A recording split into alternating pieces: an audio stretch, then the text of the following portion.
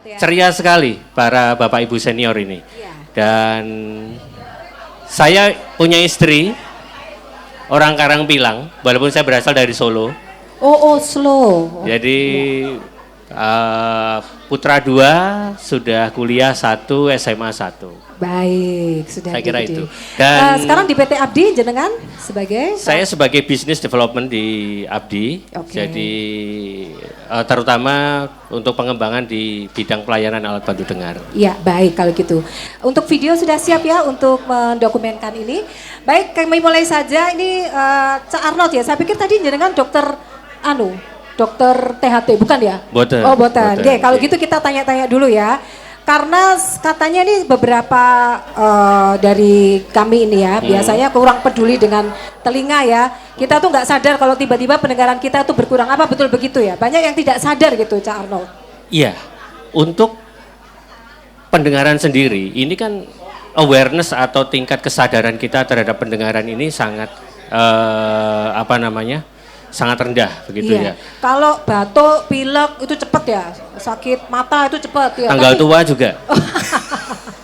Tapi kalau telinga ini jarang. Setuju Bapak Ibu jarang periksa telinga ya? Iya, betul. Oke, terus jadi gimana? kadang ada screening hipertensi, screening mata, screening gigi, tetapi jarang kali ada screening pendengaran itu, Bu. Nah, ini iya. Terus akhirnya gimana? Apa peran dari PT Abdi ini untuk membantu mengedukasi? Salah satunya ini. Jadi Ya. kami di Abdi program kerjanya salah satunya adalah untuk mensosialisasikan mengenai kesehatan pendengaran. Jadi Bapak Ibu di sini kan biasanya punya komunitas ya. Iya. Ya. Kita juga menawarkan memberikan layanan pemeriksaan screening gratis kepada komunitas-komunitas lansia.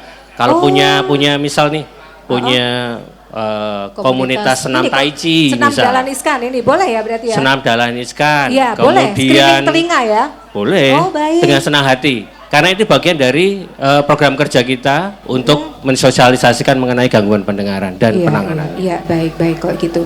Nah, kemudian ini apa saja sih yang disediakan selain screening telinga? Kemudian juga mungkin ada faktor-faktor penyebab ini ya, pendengaran Gangguan. jadi berkurang gitu. Iya, Apakah iya. usia atau juga ada yang lain-lain? Ya, yang pertama mengenai faktor-faktornya dulu. Jadi dalam konteks Bapak dan Ibu begitu ya. Jadi untuk gangguan pendengaran itu kan fungsi pendengaran itu kan akan mengalami penurunan sejalan dengan usia begitu. Iya. Saya saja yang sudah masih ya sebenarnya masih 48 tahun itu sudah ada gangguan pendengaran. Dan harusnya pakai alat bantu dengar tapi ngeyel nggak mau pakai gitu ya. Dan itu akan menurun. Nah, Secara usia, sayangnya biasanya usianya di antara 40 tahun ke atas begitu, mulai terasa. Cuman biasanya karena tadi awareness-nya kurang, kita kalau diajak bicara, atau kadang memiringkan kepala begini, Iya. Itu Nah, sudah mulai tanda-tanda. sudah ya? mulai tanda-tanda itu, Bu. Nah, itu kadang kalau belum parah kita belum mau periksa, gitu kan. Jadi maka pentingnya screening pendengaran di awal. Jadi biasanya orang yang datang ke dokter THT untuk melakukan pemeriksaan pendengaran, biasanya memang kondisinya sudah cukup serius berat, gitu ya, cukup iya, berat ya. begitu. Baik. Nah terus kalau pakai alat bantu dengar tuh kan kadang orang isin yo Mas yo. Beda kalau pakai kacamata orang nggak malu ya. Tapi nek pakai gini tuh kok kadang-kadang kelihatan koyo piye gitu ya Mas. Iya, Masih ada ya? iya, Mbak Cici? iya, betul, Gimana betul. gimana? Saya Sekarang juga- modelnya itu kayak apa? Saya juga salah satunya kadang ya. Jadi gimana? Tapi sebenarnya? gini, saya bawa beberapa contoh alat bantu dengar. Nah ini nih, tolong diperhatikan. Cak Nah di ini Surabaya. modelnya kalau untuk mengatasi stigma itu, Bu, Iya betul. itu ada 2 pendekatan. Satu adalah pendekatan kosmetik. Jadi dari alat bantu dengar sendiri modelnya sangat kecil. Bahkan ada yang tidak terlihat seperti di bawah ini. Kecil Bu, Bapak. Jadi nggak kelihatan ya? Tidak usah malu besok mau pakai begitu ya. Oh, oke. Terus kemudian juga ada pendekatan secara teknologi. Jadi alat bantu dengar itu sudah fungsinya sama seperti smartwatch saya yang saya pakai ini ya. Oh gitu. Jadi dia bisa mendeteksi, ada beberapa alat bantu dengar yang level bagus, biasanya mereka memiliki fungsi untuk tracking aktivitas, kemudian scoring aktivitas, seberapa aktif kita, seberapa kita berinteraksi, bahkan mengukur detak jantung juga sudah ada sekarang. Jadi itu bisa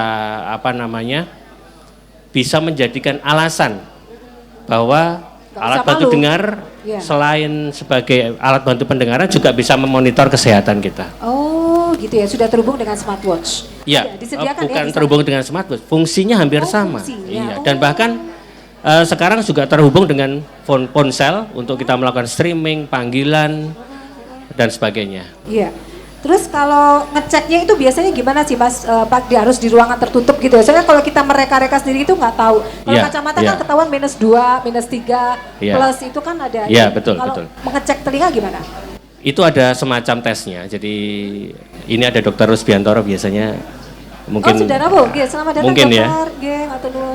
Jadi ada pemeriksaan yang namanya audiometri. Audiometri ada sifatnya screening yang bisa dilakukan di tempat-tempat seperti ini. Jadi kalau Bapak Ibu ada komunitas, bisa Bapak Ibu datang ke pojokan sana untuk tinggal nomor telepon, nanti bisa dihubungi untuk kita tindak lanjuti. Kemudian ada yang bersifat diagnostik untuk pemeriksaan lebih lanjut. Nah itu biasanya dilakukan di tempat khusus ya, kedap suara, ruangan khusus yang steril terhadap gangguan suara. Iya. Nah, sekarang pelayanan yang disediakan PT Abdi itu apa saja ya? Yang pertama tentunya tadi awareness atau kesadaran mengenai gangguan pendengaran itu kita sosialisasikan. Kemudian yang kedua adalah pemeriksaan pendengaran tentunya. Begitu. Kemudian juga kita menyediakan kalau Bapak Ibu sudah pengen nyoba. Apa itu? Pengen nyoba gimana tuh rasanya alat bantu dengar? Iya, boleh. Nah, pengen nyoba boleh, bisa datang ke Abdi. Oh. Nanti disimulasikan, Ibu mendengarkan musik, Bapak Ibu mendengarkan percakapan. Nanti akan kita simulasi. Oh, begitu. Iya. Sudah sedemikian. Kemudian setelah itu kita juga penyediaan alat bantu dengar juga ada, Bu. Kemudian juga setelah itu ada layanan purna jual karena biasanya gangguan pendengaran itu akan semakin turun, alat jadi juga akan selalu lagi disesuaikan. Oh, gitu ya, sesuai dengan, jadi nggak sama semua ya? Tiap orang berbeda? Gambarannya seperti kacamata, itu kan ada min plusnya. Oh iya. Nah, alat bantu dengar juga ada ukurannya seperti itu. Oh, begitu. Nah, hari ini apakah ada contoh-contoh yang diberikan oleh PT Abdi di stand yang ada di sebelah registrasi ini? Ya, di sana ada voucher tes pendengaran gratis, kemudian kalau Bapak Ibu menginginkan komunitasnya dilakukan screening pendengaran, bisa tinggal nomor telepon di sana, nanti kita bisa berkunjung ke tempat Bapak Ibu melakukan aktivitas. Baik, kira-kira begitu ya, jadi nggak usah takut karena sekarang bentuknya tidak usah malu ya. Tidak usah malu karena alatnya itu kecil dan aman ya Mas, karena itu kan di lubang ya, nggak blesek gitu ya. Nah, asal diperiksa terlebih dahulu. Oh, ada ukurannya ya? Asal diperiksa, kemudian alat bantu dengarnya juga alat bantu dengar memang medis yang sudah sertifikasi oleh Kemenkes. Jadi nggak boleh beli-beli sendiri ya? Nggak boleh. Oh, oke. Itu atas sama rekomendasi dokter. Kacamata. Iya, atas rekomendasi dokter. Baik. Jadi Bapak Ibu, Caning semuanya, kalau mau pakai alat bantu dengar jangan beli-beli langsung aja gitu ya, karena nanti khawatirnya masuk ke dalam atau malah mengganggu pendengaran ya. Jadi bisa cek dan juga ini semuanya bisa dapat cek gratis ya, boleh ya? Boleh, nanti kalau masih di Surabaya bukanya hari apa sampai apa ini Mas? Kita Senin buka jam dari Senin sampai Sabtu jam 9 sampai jam 5. Kalau Sabtu khusus sampai jam 3. Oh, besok mungkin masih ada waktu. Ya. Tapi kalau di kota lain di mana aja selain di Surabaya? Kita ada 25 di kota besar ya, 25 kota besar ya. Oke, berarti sahabat-sahabat ini soalnya dari Lampung, Jogja, Semarang, Solo ini ada nih Mas? Jogja, Semarang, Solo ada. Kemudian Bandung, Jakarta, Lampung. Mohon maaf belum ada tapi mungkin sebentar lagi. Oke, siap menyusul. Kemudian Padang, Medan, Manado. Medan, Lampung belum ya Mas? Lampung belum. Oke, karena ada sahabat dari Lampung juga ini ya. Baik, sudah tersebar, jadi nanti bisa mendapatkan informasinya gimana? Ada websitenya kah atau ada? Ada websitenya di www atau www.pusatalatbantudengar.com. Pusatalatbantudengar.com atau disingkat menjadi PT Abdi itu ya. Baik, sekarang kita mau ngecek. Mas bisa tanya ke ibu-ibu, kalau bisa jawab dapat hadiah. Didi siapkan hadiahnya. Bapak Ibu di sini pernah mengenal orang penting yang menggunakan alat bantu dengar atau tidak? Artis atau kemudian mantan presiden? Wow, oke. Siapa Mbak? Kalau artis saya enggak tahu, yang jelas ibu saya. Oh, Berarti ibunya artis dong. Ibunya artis, iya. Ibu saya kan saya kasih alat pendengar itu. Iya, terus? Itu kok nggak suka ya? Katanya gluduk-gluduk. Apa betul kah? Oh, gluduk-gluduk. Jadi begini. Iya. Itu baru kali pertama menggunakan atau? Pertama, terus terakhir Mas. Terakhir? Nggak mau? Iya. Nah, alat bantu dengar satu, itu berkaitan dengan yang namanya kenyamanan. Kenyamanan. Kenyamanan. Jadi Oke, alat kenyamanan itu bisa didapatkan dari bagaimana kemudian kita beradaptasi tentunya. Oke. Nah, proses adaptasi itu biasanya alat dibuat senyaman mungkin. Mungkin ibu bisa kembali di mana tempat membelinya. Oke. Biasanya mereka akan adjustment sampai senyaman mungkin dulu, Haha. dipakai sampai bertahap, kemudian sampai pada akhirnya akan sesuai dengan jenis gangguannya. Oh begitu. Jadi Baik. intinya adalah tidak ada alat bantu dengar yang kemudian dipakai langsung cespleng. Karena biasanya para pengguna itu menggunakannya ketika sudah mulai gangguannya sudah berat.